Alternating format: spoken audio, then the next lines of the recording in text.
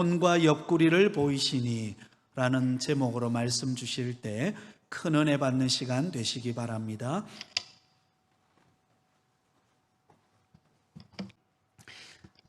이 사복음서를 보면은 예수님의 부활에 대한 말씀이 이 공관복음에는 한 장씩이 기록이 되어 있습니다. 그런데 요한복음에는 유독 이제 2장이 기록이 되어 있습니다. 다른 복음서보다 분량이 좀 더 길지요. 그런데 이 다른 복음서의 내용들을 좀 살펴보려고 하는데, 마태복음에서는 마지막 장인 28장에 이제 부활의 사건이 기록이 되어 있습니다. 부활의 이 사실을 감추기 위해서 있었던 일이 거기에는 기록이 되어 있습니다. 대제사장들과 장로들이 함께 모여서 의논을 하면서 계략을 짭니다. 그게 뭐였느냐? 마태복음 28장 12절 13절에 보면 이렇게 말씀합니다. 그들이 장로들과 함께 모여 의논하고 군인들에게 돈을 많이 주며 이르되, 너희는 말하기를 그의 제자들이 밤에 와서 우리가 잘 때에 그를 도둑질하여 갔다 하라. 아멘. 이렇게 말씀을 합니다. 이 사람들이 이렇게 한 이유가 무엇입니까? 왜 이렇게 계략을 짜고 군사들한테 돈을 줘서 도둑질해 갔다 이렇게까지 하는 것입니까? 그것은 이 부활이 이 사실이기 때문에 그런 것입니다. 부활이 사실이 아니라면 굳이 그 사람들에게 거짓말을 시키고 돈도 주고 이렇게 해가면서 할 필요가 없는 것이에요. 부활이 사실이 아니니까. 그런데 부활이 사실이기 때문에 이 사람들에게 돈도 주고 거짓을 이렇게 증거하도록 그렇게 만들었던 것입니다. 그래서 이 마태복음 28장에서 부활에 대해서 우리에게 말씀하고 싶어하는 것은 무엇이냐? 그것은 한마디로 부활의 확실성입니다. 부활의 사실성, 이렇게 얘기를 해도 되겠죠. 분명히 그 일이 일어났다라는 것을 마태복음 28장에서 우리에게 강조하고 가르쳐 주고 있는 것입니다. 마태복음 16장에도 이제 기록이 되어 있습니다. 어떤 내용이 주를 이루고 있느냐? 이 부활의 사실을 들은 사람들의 반응, 이것이 이제 거기에서는 주를 이루고 있습니다. 이들의 반응이 하나같이 동일합니다. 부활의 사실을 들은 이 막달라 마리아가 사람들에게 알리는데, 이 사람들의 반응은 어떻게 나타났느냐? 마가복음 16장 11절에 보면 이런 말씀이 있습니다. 그들은 예수께서 살아나셨다는 것과 마리아에게 보이셨다는 것을 듣고도 믿지 아니하니라. 아멘. 이렇게 말씀을 합니다. 이 또 두 사람에게 예수님께서 나타나셨다라고 말씀을 하는데, 그 예수님을 만난 사람이 이 부활의 소식을 다시 다른 제자들에게 전하러 갑니다. 이 사람들 역시도 믿지 않았다라는 것을 얘기하고 있어요. 마가복음 16장 13절에 두 사람이 가서 남은 제자들에게 알렸으되 역시 믿지 아니하니라 라고 이렇게 말씀을 하고 있습니다. 이것을 말씀하시는데, 이제 제자들이 모여 있을 때 예수님께서 친히 등장을 하십니다. 사람들이 다 믿지 않으니까 이제 예수님께서 등장을 하셔서 그들에게 어떻게 반응을 하시느냐? 칭찬을 하셨느냐? 그렇지 않습니다. 그렇게 하지 않고 어떻게 했느냐? 마가복음 16장 14절에서 예수님께서 이렇게 말씀하셨다는 것을 기록하고 있습니다. 그 후에 11제자가 음식 먹을 때에 예수께서 그들에게 나타나서 그들의 믿음 없는 것과 마음이 완악한 것을 꾸짖으시니, 이는 자기가 살아난 것을 본 자들의 말을 믿지 아니함일러라. 아멘. 이렇게 말씀을 합니다. 부활의 소식을 믿지 않았다는 거예요. 사람들이 내가 봤다, 내가 예수님 부활하신 예수님을 만났다, 그렇게 얘기를 하는데도 이 사람들은 믿지 않았다는 것입니다. 예수님께서 그들에게 당연히 나타나셔서 책망하시는 게 당연한 것입니다. 믿음 없는 것, 그리고 마음이 완악한 것, 이것을 꾸짖으셨다라고 말씀합니다. 부활의 소식을 믿지 않은 것에 대해서 여기에서 세 가지 이 중요한 사실을 우리에게 말씀해 주고 있습니다. 이 부활에 대해서 세 가지, 이것을 말씀을 하고 있는데, 먼저는 이것입니다. 우리가 다른 것을 다 믿어도 부활을 안 믿는다고 하면 믿음이 없는 것입니다. 다른 기적들은 다 믿어요. 예수님께서 물 위를 걸으신 것도 믿고, 이 병자를 낫게 하신 것도 믿고, 죽은 자를 살리신 것도 믿고, 다 믿는데 예수님이 부활한 건 못 믿겠다. 이거 믿음 없는 겁니다. 주님께서 그걸 말씀하십니다. 그리고 다른 것은 다 믿어도 부활은 믿지 않는 것은 왜 그러느냐? 마음이 완악하기 때문에 그렇다라고 성경은 말씀을 하고 있습니다. 마음이 완악하기 때문에 이 부활의 소식이 들어가서 이 사람들이 변화되고 바뀌어야 되는데 마음이 완악해서 그것을 믿지 않는 것입니다. 그리고 세 번째는 거기에 대해서는 반드시 책망을 받게 된다는 것을 말씀을 하고 있습니다. 그래서 우리는 이 부활의 사실을 믿어야 하는 것입니다. 여기 있는 여러분들께서 진짜 부활을 믿는 그런 것은, 부활을 믿지 않는 것은요, 내가 믿음이 없다는 증거입니다. 다른 것 다 믿어도 부활 믿지 않으면 아무런 의미가 없는 거예요. 내 믿음 그거 거짓입니다. 하나님께서 기뻐하지 않아요. 정작 중요한 건 무엇이냐? 주님께서 이 땅에 와서 기적 일으키고 죽기 위해서 오신 게 아니에요. 부활하셔서 정말로 이 생명의 부활이 있음을 우리에게 알리시고, 그리고 또 우리에게도 부활 소망을 갖게 하시기 위해서 주님께서는 이 땅에 오신 것입니다. 사망을 정복하시고 모든 죄인들, 그 예수를 믿는 모든 죄인들, 그 사람들을 구원하시기 위해서 예수님께서는 부활하셨습니다. 마태복음에서는 부활이 확실히 있었다라고 말씀을 하고 있고, 마가복음은 부활을 반드시 믿어야 한다라는 것을 말씀을 하고 있습니다. 누가복음으로 갑니다. 누가복음에서는 뭘 말씀하고 있느냐? 이것도 누가복음 24장 제일 마지막 장에 기록을 하고 있습니다. 부활하신 예수님이 누구를 향해서 말씀을 하고 있습니까? 그것은 엠마오로 가는 두 제자에게 부활하신 예수님이 나타나셔서 그들과 대화하고 그들에게 가르침을 주시는 것입니다. 그들의 엠마오로 가는 이유가 무엇입니까? 정확하게는 알 수 없습니다. 그런데 그들이 어떤 상태로 가고 있는지는 우리가 알 수 있습니다. 그들은 기뻐서 가는 게 아니라 낙심해서, 예루살렘에서 예수님께서 돌아가셨다는 그 사실만 알고 낙심하고 절망해서 엠마오로 가고 있는 것입니다. 그게 그들의 상태였습니다. 그런데 부활하신 예수님께서 그들에게 나타나서 말씀하십니다. 누가복음 24장 25절부터 27절인데 이렇게 말씀합니다. 이르시되 미련하고 선지자들이 말한 모든 것을 마음에 더디 믿는 자들이여, 그리스도가 이런 고난을 받고 자기의 영광에 들어가야 할 것이 아니냐 하시고, 이에 모세와 모든 선지자의 글로 시작하여 모든 성경에 쓴 바 자기에 관한 것을 자세히 설명하시니라. 아멘. 이런 말씀을 하고 있습니다. 이게 뭘 의미를 하는 겁니까?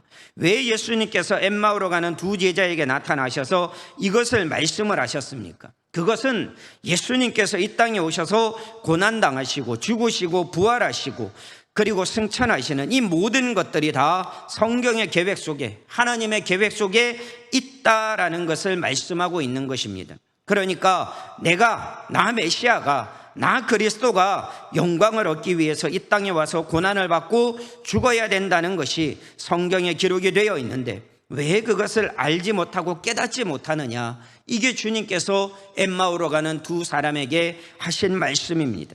이 사람들이 예수님의 말씀을 듣고 보인 반응이 무엇입니까? 누가복음 24장 32절, 그들이 서로 말하되 길에서 우리에게 말씀하시고 우리에게 성경을 풀어주실 때에 우리 속에서 마음이 뜨겁지 아니하더냐 하고, 아멘, 이렇게 말씀을 합니다. 이들이 부활하신 예수님의 말씀을 들었을 때에 이 사람들은 엠마오가 아니라 예루살렘으로 돌아가게 됩니다. 이 사람들은 엠마오로 가던 사람들이었습니다. 엠마오로 가던 사람들이 이 부활하신 예수님께서 오셔서 말씀하시는 것을 듣고 그리고 부활하신 예수님을 만나고 가던 길을 계속 간 것이 아니라 예루살렘으로 발걸음을 옮겼다는 것입니다.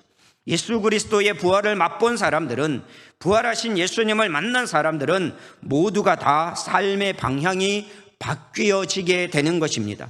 엠마오로 가던 길을 그대로 계속해서 간 것이 아니라 이제 부활하신 예수님을 만났으니까 내가 이 사실을 예루살렘으로 돌아가서 사람들에게 전해야겠다, 예루살렘에 있는 제자들에게 전해야겠다, 이렇게 생각을 하고 이 사람들은 예루살렘으로 돌아가는 것입니다.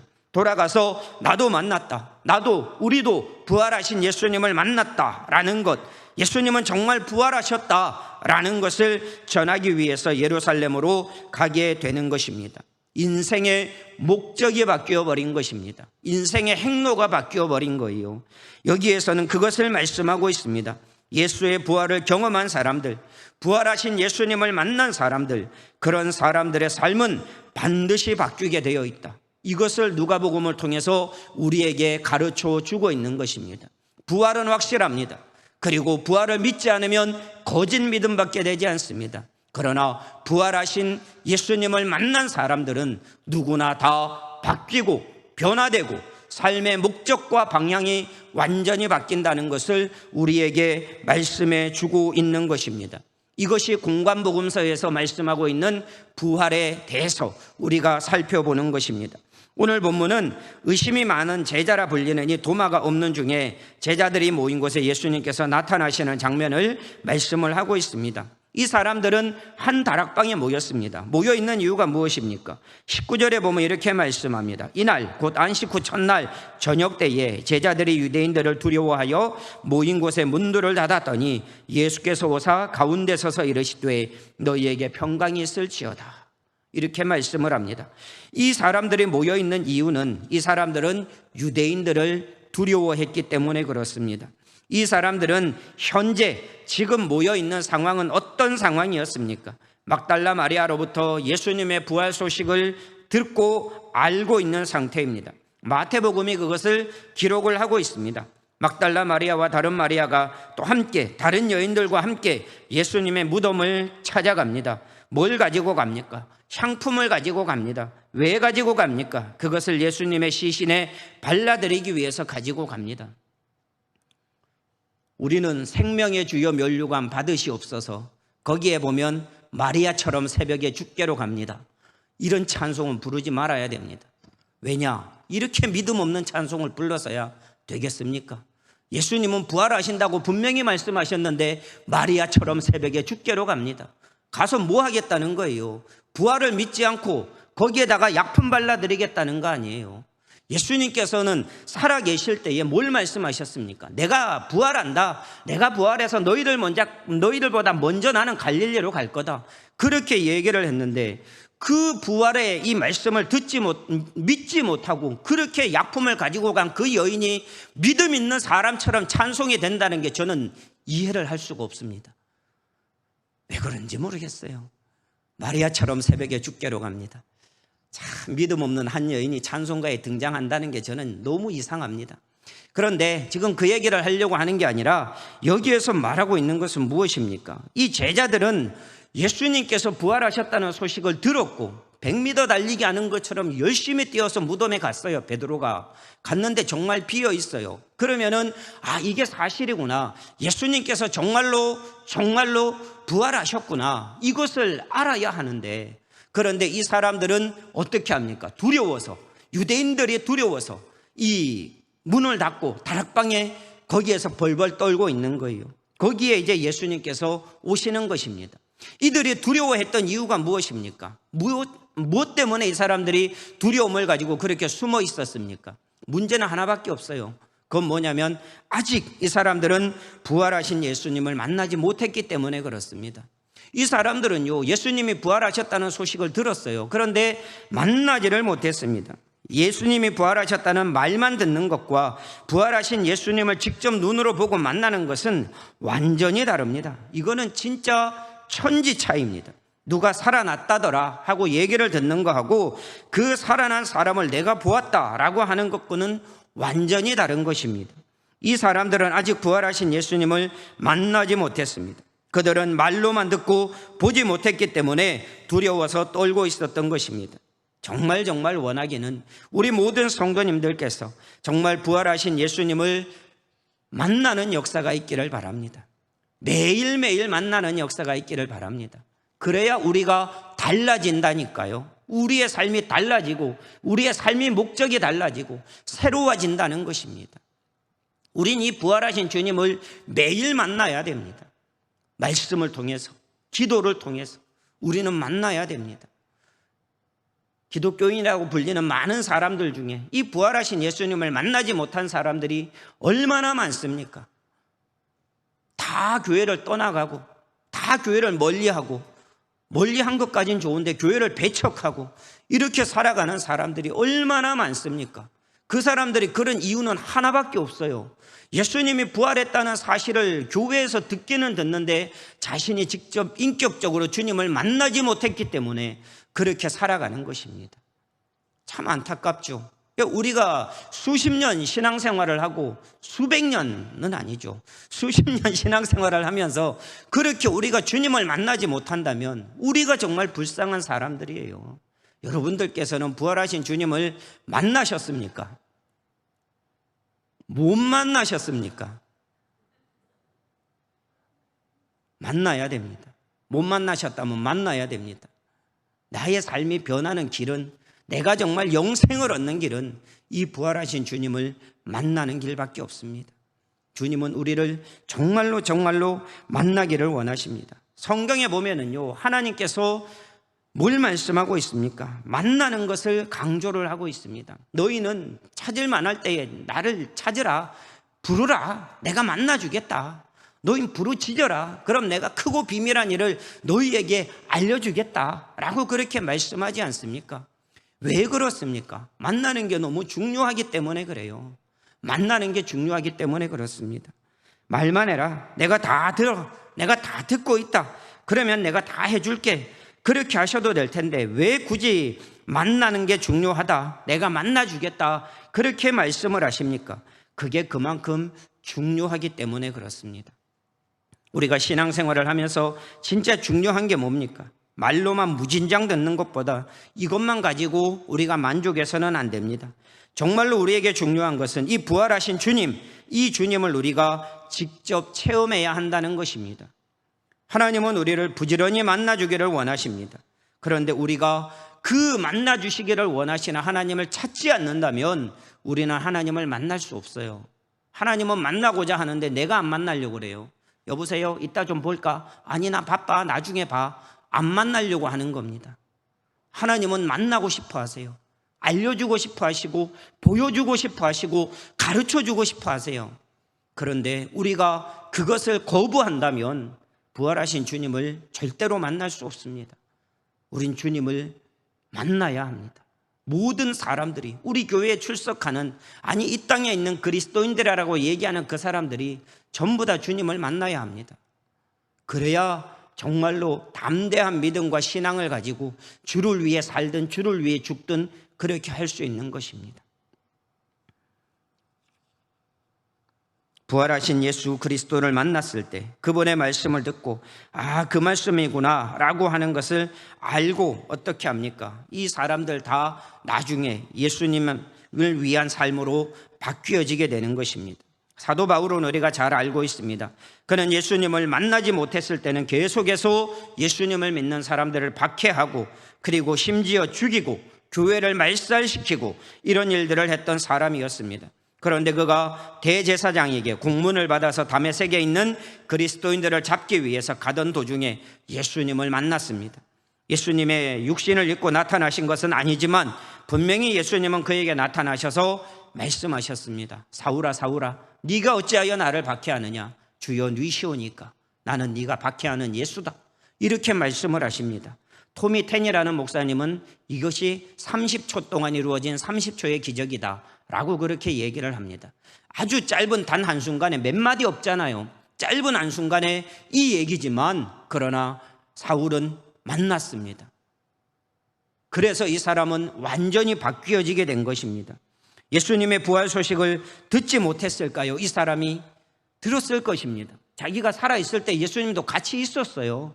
예수님께서 행하시던 시대에 이 사람도 살고 있었습니다. 예수님을 만나지는 못했다 할지라도 예수님이 부활했다는 소식은 온 예루살렘에 다 퍼졌기 때문에 그것을 아마 이 사람도 들어서 알고 있을 것입니다. 문제는 뭐다? 만나지 못했다는 거예요. 듣는 것과 만나는 것은 완전히 다릅니다.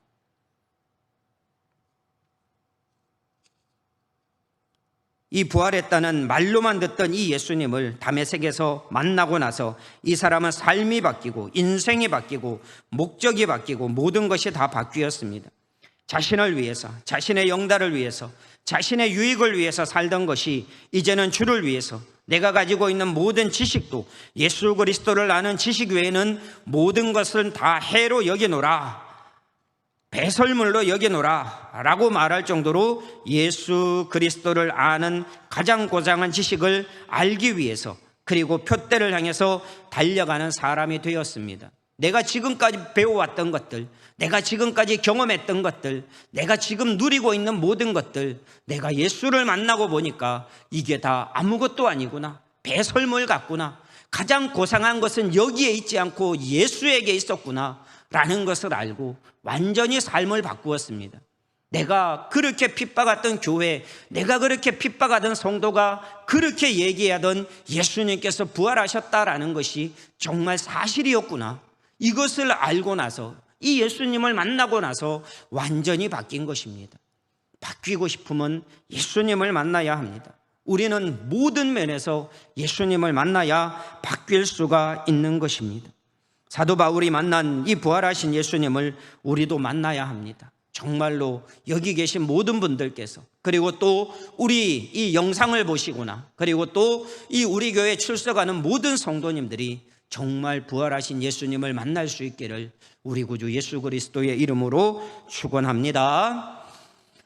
우리는 정말 이렇게 만나야 합니다. 만나면 만날수록 좋은 분이 예수님이라는 것을 우리는 예수님을 만난 사람들은 다 경험해서 알고 있습니다. 그 만난 주님이 어떤 분이셨습니까? 그 어떤 분이시든, 혹 무섭든 아니면 사랑스럽든 그 모든 것을 다 떠나서 우리는 예수님을 만나는 것이 중요합니다. 주님은 정말 살아계시구나 라는 것을 주님을 만나야 알 수 있는 것입니다. 욥이 아주 놀라운 고백을 했습니다. 욥기 42장 5절을 보면 이렇게 말씀합니다. 내가 주께 대하여 귀로 듣기만 하였사오나 이제는 눈으로 주를 배움나이다. 정말 이 고난의 이 삶을 통해서 욥은 주님을 만났습니다. 그가 내린 결론이었습니다. 내가 주님을 만났다. 인생의 고난의 기간을 통해서 내린 결론이 이것입니다. 내가 하나님을 귀로만 들었었는데, 그 하나님은 계신다라는 것을 귀로만 듣고 알았는데, 내가 이제 이 고난을 통해서 정말 하나님을 만났다라는 것입니다. 그것을 고백했을 때 욥의 인생이 완전히 바뀌었습니다. 주님께서는 이전보다 더 많은 재물, 2배의 재물로 채워주시고 여미마, 그시야, 게렌합북이라는 딸을 주셨는데 동방에서 가장 아름다웠다라고 얘기를 합니다. 그 아름답다는 것은 인물이 좋았다는 것이 아닙니다. 그것만 얘기하는 것이 아니라, 인물이 좋았다는 것만 얘기하는 것이 아니라 모든 성품과 그 모든 것들이 아름다웠다라고 하는 표현입니다. 하나님께서 정말 아름다운 딸들을 허락해 주셨던 것입니다. 이렇게 예수님을 만났을 때 예수님은 뭐라고 하셨습니까? 너희에게 평강이 있을지어다. 19절 말씀입니다. 너희에게 평강이 있을지어다 라고 그렇게 말씀을 합니다. 이 말씀으로 인해서 이들의 불안과 두려움은 어느 정도 사라지게 되었음이 틀림없습니다.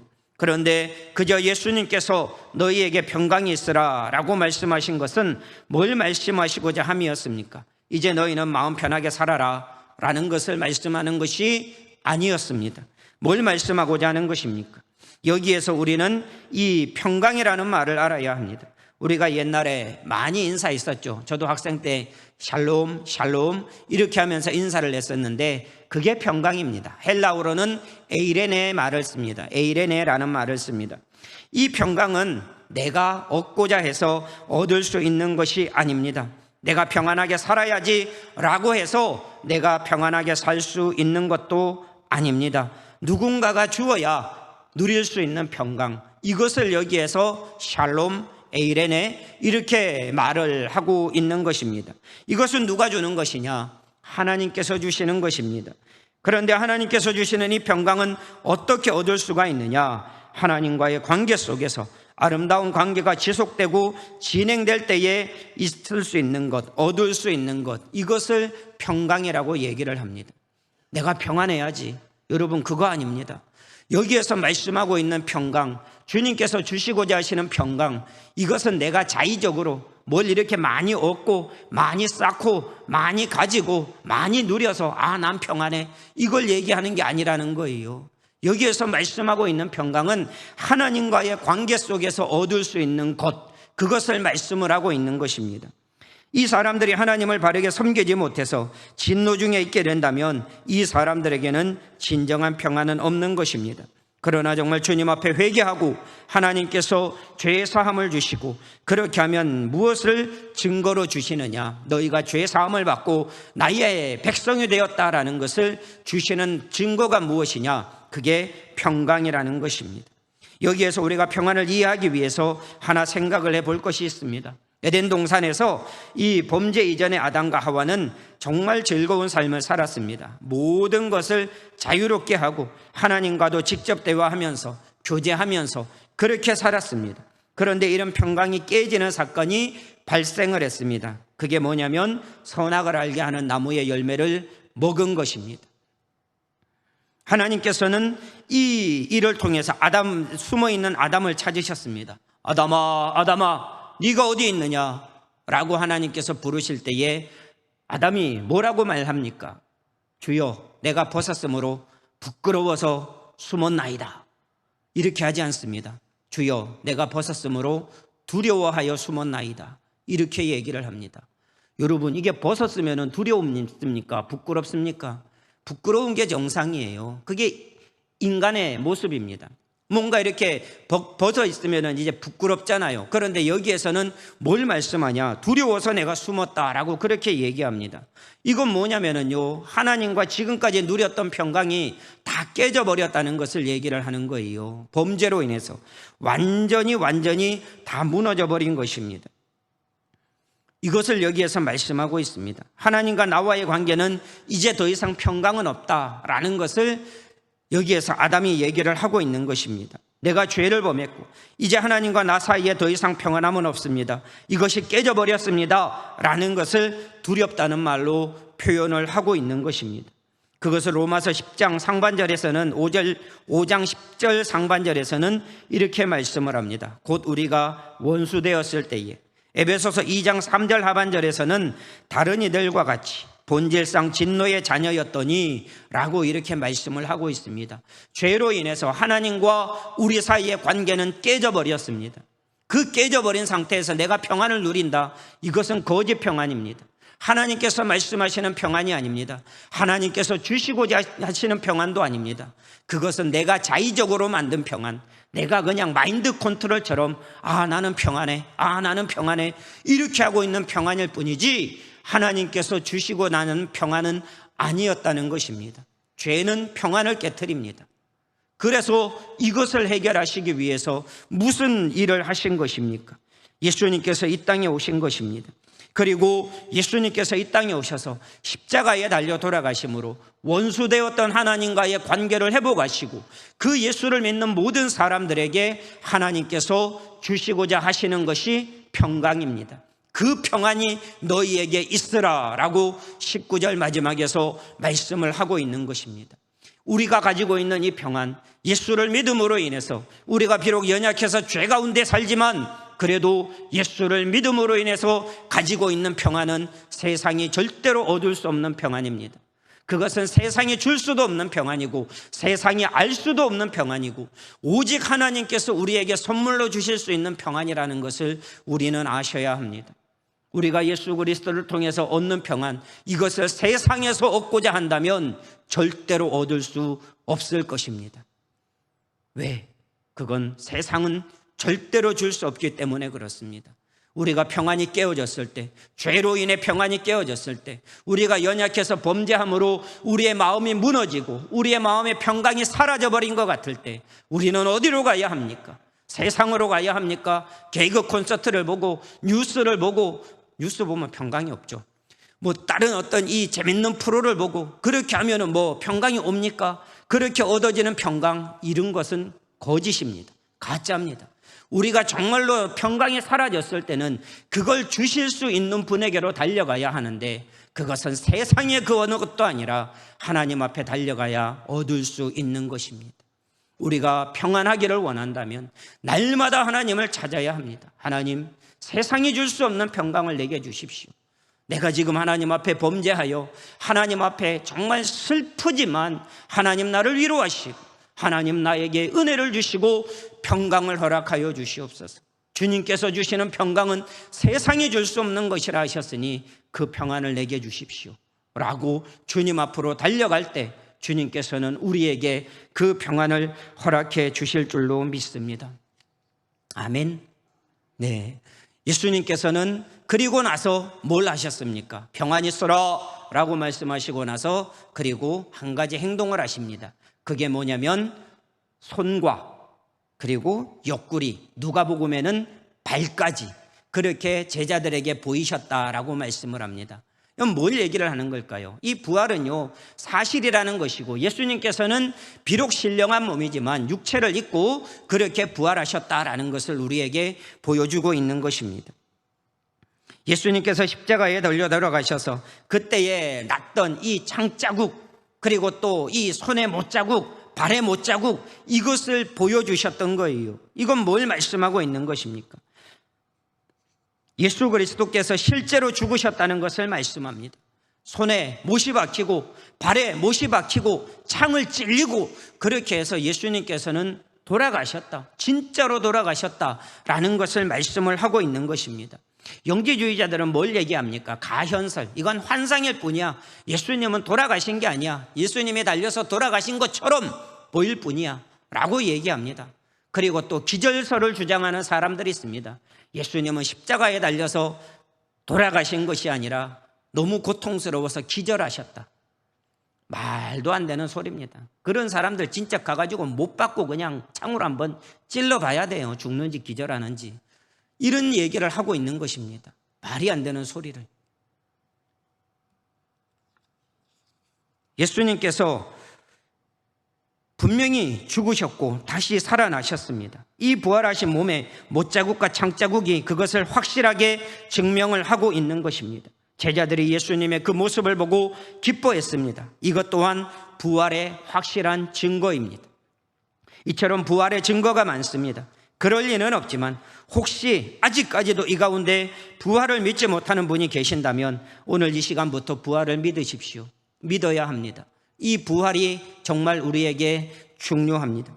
예수님은 증언하셨고 많은 사람들은 목격하였고 나중에 500의 형제가 보는 앞에서 감람산에서 하늘로 올라가시면서 내가 너희가 본 그대로 내가 다시 오겠다라고 그렇게 말씀을 하셨습니다. 우리는 그날을 소망하면서 살아갑니다. 부활하신 예수 그리스도께서 많은 사람들이 보는 앞에서 올라가시면서 내가 다시 오겠다라고 말씀을 하셨습니다. 내가 다시 오겠다. 부활하신 그 주님께서 반드시 다시 오셔서 정말로 우리를 이 하나님의 나라 천국으로 인도해 가실 줄로 믿습니다. 우린 그것을 믿으면서 살아갑니다. 우린 거기에 소망을 품고 살아갑니다. 여기 계신 분들은 어디에 소망을 품고 사는지 모르겠지만 그러나 저는 거기에 소망을 품고 살아갑니다. 부활하신 주님께서 다시 오셨을 때 잘하였다, 잘 인내하였다, 어려운 중에도 믿음을 잘 지켰구나 라고 칭찬하는 그 칭찬을 소망하면서 저는 살아가고 있습니다. 여러분들께서는 무엇을 소망하면서 살아가고 있습니까? 어디를 소망하면서 살아가고 있습니까? 이 땅에서 잘 되고 이 땅에서 복을 받고 이 땅에서 뭔가를 누리는 거기에 우리가 소망을 두고 살아간다면 부활하신 주님을 믿을 필요가 없습니다. 그냥 열심히 일하면 됩니다. 그러나 저 천국에서, 영원한 천국에서 영원한 생명을 누리면서 살기를 원한다면 부활하신 주님을 믿어야 하고 부활하신 주님을 만나야 하고 부활하신 주님을 우리는 소망하면서 그분이 다시 오실 때 내 이름 부르기를 소망하면서 살아가야 하는 것입니다. 그런 믿음이 되시기를 바랍니다. 그런 믿음을 소유해야 합니다. 지금은 그런 믿음이 필요한 때입니다. 주님은 오실 때에 뭘 보시겠습니까? 부활의 확실한 믿음을 가지고 주님이 오시는 것을 소망하면서 살아가는 그런 사람들을 주님이 찾지 않으시겠습니까? 이 땅에 소망을 두고 이 땅의 모든 것을 누리기를 원하면서 나는 주님 나중에 오셔도 돼, 천천히 오셔도 돼, 난 여기서 누리고 싶은 거 다 누리고 하고 싶은 거 다 하고 그렇게 살겠다. 좋습니다. 그러나 그것보다 우리의 믿음의 본질은 그것이 아니라 영원하신 하나님께서 예수 그리스도를 이 땅에 보내셔서 영원한 하나님의 나라 천국에 우리를 데리고 가시는 것, 그게 주님의 기쁨이라는 것을 아셔야 합니다. 인내하고 믿음을 지킨 내 백성을 끝까지 바라보면서 응원하고 하나님 보좌 우편에서 기도하고 성령도 우리가 말할 수 없는 탄식으로 있을 때 그 말할 수 없는 탄식으로 성령도 기도하고 우리를 위해서, 우리의 믿음을 위해서, 우리의 이 소망을 위해서 주님께서 아직도 일하고 계신다는 것을 아신다면 우리가 이 땅에서 무엇을 가지고 살아야 합니까? 영원한 소망, 부활의 소망, 천국의 소망, 이것 가지고 살아야 되지 않겠습니까? 그런 믿음으로 살아가시길 바랍니다. 그래서 훗날 주님께서 오실 때에 여러분들에게도 우리 모두에게 잘하였다, 인내하고 믿음을 잘 지켰다, 이제 나랑 영원한 천국에서 영원히 함께 살자, 그렇게 우리 각자 개인 한 사람 한 사람의 이름은 부르는 그날을 맞이할 수 있기를 바랍니다. 두려움으로 맞이하는 게 아니라 아멘 주 예수여, 아멘 주 예수여 오시옵소서, 좀 빨리 오시옵소서, 그렇게 주님을 사모하면서 영원한 생명을 사모하면서 그렇게 살아갈 수 있는 우리 모든 성도님들 다 되실 수 있기를 우리 구주 예수 그리스도의 이름으로 축원합니다.